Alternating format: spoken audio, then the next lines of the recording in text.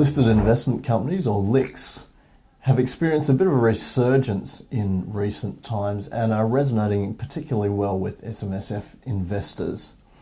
Joining me today is Naos Managing Director Sebastian Evans to talk about this situation. Welcome, Sebastian. Yeah, thank you. So why are LICs resonating so well with SMSF investors? Yeah, well, it's a funny one because 3 years ago I think they were not resonating at all for a little while there. But I think, as more people look for more control over the self-managed super funds, you'd be aware, people are looking for niche products that they can't get through a lot of the bigger funds. So whether it's small caps, international equities, even private equity alternatives, they can get that in a listed structure. I think people in 2008 in the GFC got a little bit circumspect with managed funds, unlisted managed funds, unit trusts. If that's right or wrong, I'm not too sure. But also people, I think, with lower cash rates, the flight to yield, a lot of LICs provide a strong, fully franked dividend. And then in a super fund, you're paying no tax on that yield. So instead of getting 5%, you might be getting 8% income in a listed investment company. I think the high yielding LICs are the ones that have really outperformed the ones that don't provide any yield at all. So Sebastian, you mentioned just a minute ago about managed funds. Yeah. If we look at LICs versus managed funds, what are some of the benefits of a LIC over a managed fund? Well, I think, you could say a benefit, for example, is a LIC trades on the stock exchange. People can touch it. They feel like they can touch it and feel it, get a good understanding of it. The reporting of some of the LICs that people do is quite detailed. It's very transparent in that regard. A lot of LICs, for example, issue all their holdings, give you quite a good structure or summary of the portfolio in that regard. I would say in LICs, for example, I think there's probably about 50 LICs on the ASX now. If you go to, you jumped on BT Wrap or whatever it would be, and there'd be, I don't know how many thousands of managed funds you'd get lost in. And I think that's the big difference. People like that. And, I think people see if I can buy my top 20 stocks, my BHPs and my CBAs, and have a few LICs to supplement that and give me a bit more diversification, and I have it in the same portfolio or wrap platform or whatever it may be, and it's all direct equities, and it gives them a lot more comfort and feel like they have a lot more control. Now, at the start, you mentioned that obviously they're popular with the yield play, Yeah. but are there any other factors that have really driven the resurgence and the popularity of LICs right now? I think initially in regards when the FOFA reforms came along, I think, in regards to a lot of planners and I suppose trailing commissions, when that was pulled from managed funds, it really put LICs on a level playing field because you couldn't get a trailing commission in a listed format. In a managed fund you could, but now that's removed. A lot of people said, well, now it's a level playing field. I think what else do LICs really provide? I think apart from that, it's just really that direct equity exposure. The issue you have with LICs is they can trade at premiums and discounts, and I think people remember 4 or 5 years ago, a lot of LICs traded at discounts. I think you can buy some well-known LICs now, and they're trading at 10 or 15% premiums above their liquidation value, and that's because of that yield.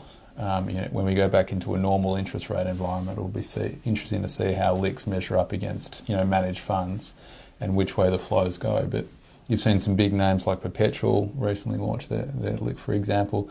There's a few more big names we think around the corner that'll really sort of put the LIC space up in lights again, and it'll be interesting to see what sort of traction they get compared to their managed funds. And I think for us, the big advantage of having a LIC is it's a closed fund. So for what we do, we invest in a concentrated format in small caps, but we can't suffer from redemptions. You find when people pull the money out, it's always at the wrong time. So you're forced to sell a lot of your positions. It puts a lot of pressure on your performance numbers, and it really becomes a snowball effect. But in a LIC, we've found that when other people are selling because of redemptions or whatever it may be, we can actually acquire the stock at the right time because we're not forced to sell our stock to fund redemptions. People have to buy and sell shares to close pool of capital as opposed to being open-ended. And I think that's a massive difference and a really big advantage, I would say, for certain strategies. Not all strategies, but for some strategies.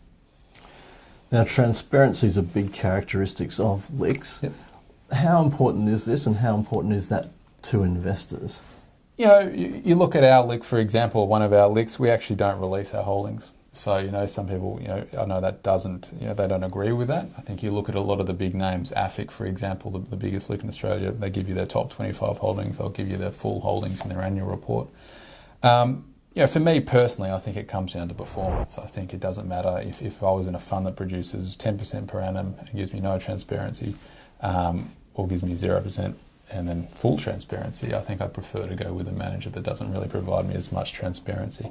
I think people, in general, probably get mixed up in transparency, and probably they feel like, because I know the holdings, it gives me a bit of comfort. But I think, especially when you get into long short funds and maybe some things are a little bit more sophisticated, it probably is not a true reflection of the actual risk factors in that portfolio. People need to understand things like, for example, beta. So is the fund high beta or low beta? It doesn't really matter what the stocks are. I think, you need to talk about things like cash holdings, which we release. We talk about our net equity exposure, so we long or we short. At the end of the day, it doesn't really matter what you hold as long as you perform, but you should give a well-rounded view of the portfolio structure, not necessarily what's in the portfolio. I think if you're looking at unlisted investments and things like that, that's when it becomes a lot more complicated. But for the bigger LICs, for example, anything in the top 100, everyone seems to release what they own. But I think when you get smaller, it's a lot harder to do that.